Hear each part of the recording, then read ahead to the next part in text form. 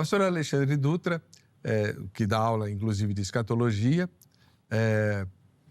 conversa com a gente sobre o que a Bíblia diz, como vai ser esse lance do anticristo e se é verdade mesmo que havia um príncipe saudita sendo preparado para funcionar como canal de pacificação naquela terra. Exatamente, é verdade.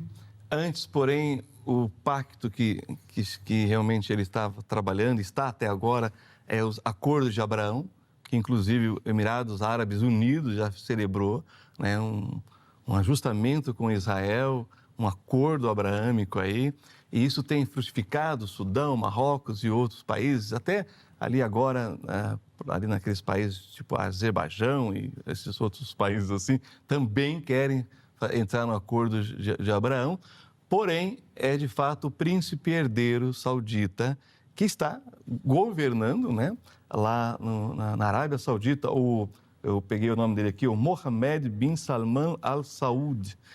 E olha que a conexão dele no primeiro governo Trump foi justamente com Jared Kushner, que é o genro do Trump, que é judeu. E quando os Estados Unidos esteve lá no Golfo Pérsico defendendo o Kuwait do ataque do Iraque, soldados judeus americanos tiveram que ter uma terceira categorização para poderem atuar na região, porque a Arábia Saudita não permitiria a presença de judeus no seu território. Mas esse príncipe saudita recebeu o Jared Kushner com a visita do primeiro mandato do Donald Trump lá. E eles, então, costuraram justamente essa possibilidade da Arábia Saudita entrar no acordo abraâmico. Veja bem, era para acontecer justamente em 2024 ou 2025. Por isso que o Hamas antecipou o ataque contra Israel, avisando o Irã e os outros que estavam financiando, né, inclusive o Catar, que está atuando na negociação atualmente, de acordo cessar-fogo, acordos para liberar a troca de reféns, fecha parênteses aqui, voltando. Eles, então, anteciparam justamente para frustrar esse acordo abraâmico entre Israel e Arábia Saudita. Então, o príncipe herdeiro, sim, ele está trabalhando isso e ele tem defendido um acordo abraâmico com Israel na possibilidade de se estabelecer um Estado, o reconhecimento de um Estado palestino. A grande questão é que o Hamas é contra e a gente não sabe o que a autoridade palestina vai decidir. Porque nós não podemos esquecer que enquanto não há um Estado palestino, há dinheiro estrangeiro entrando.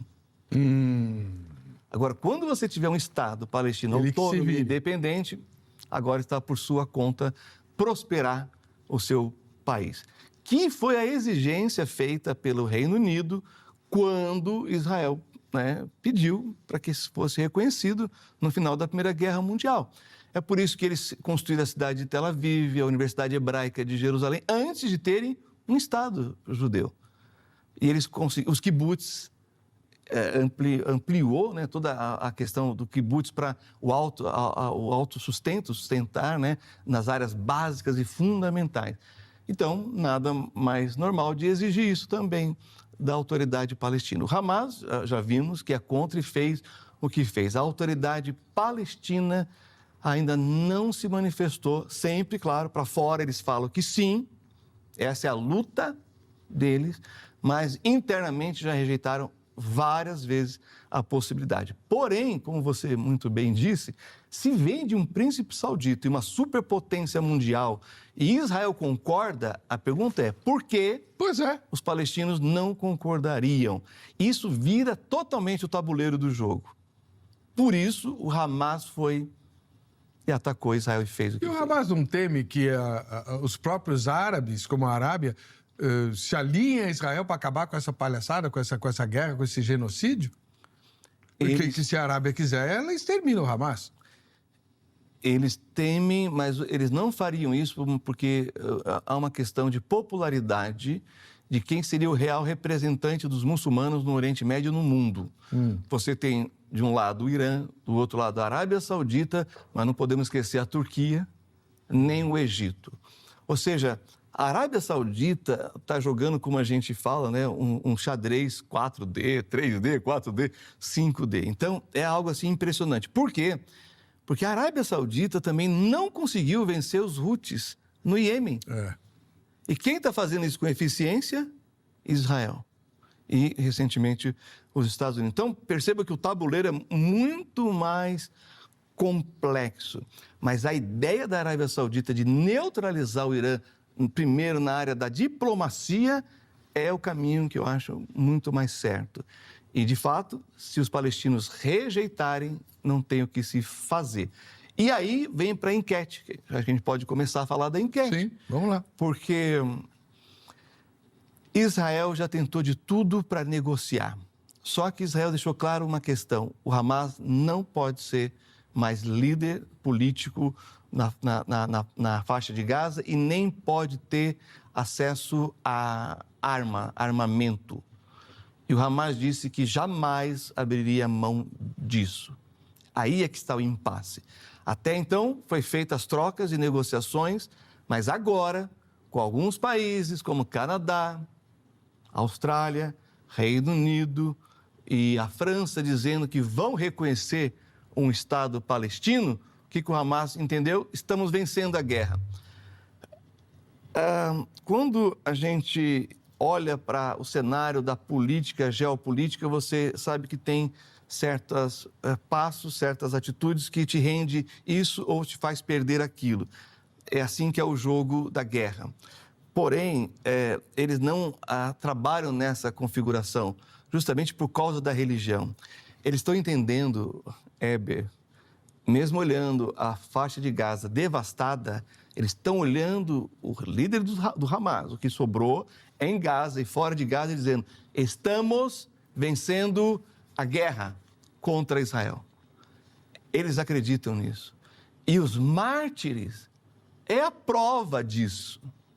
Porque eles estão morrendo por uma causa que justifica a permanência. Mesmo que Israel está eliminando líder por líder, novos vão surgindo. E essa foi a questão, voltando um pouco na história, quando os ayatolás deram o golpe de Estado no Irã. Israel estava lá, o Mossad estava lá, como está até hoje, e eles perguntaram: vamos eliminar o Khomeini? E aí, contato com os Estados Unidos, e o pessoal diz: não, fique em stand-by, vamos esperar. O Mossad estava lá para eliminar a liderança dos ayatolás na época. Nós estamos falando em 69, não é isso? 79? Não, acho que no início dos anos 70. 69, exatamente. É. 69, 70. Quando o Shah reza para perdeu a... Exatamente. Então, essa é a configuração. O Hamas está dizendo: estamos vencendo, não vamos fazer acordo nenhum com Israel, eles têm que sair daqui e deixar que a gente controle, inclusive, a entrega de alimento, que é o poder, é o capital político do Hamas. E essas agências humanitárias atuando de forma independente enfraquece o capital político do Hamas. Então, é essa a configuração. Eles estão achando que estão vencendo a guerra, porque eles estão tendo a aprovação de países estrangeiros para a causa deles, e ao mesmo tempo em que eles dizem que é uma aberração apoiarem o Estado judeu lá na terra. E que Israel tem que sair de lá. E ir para onde? Para qualquer lugar. Então,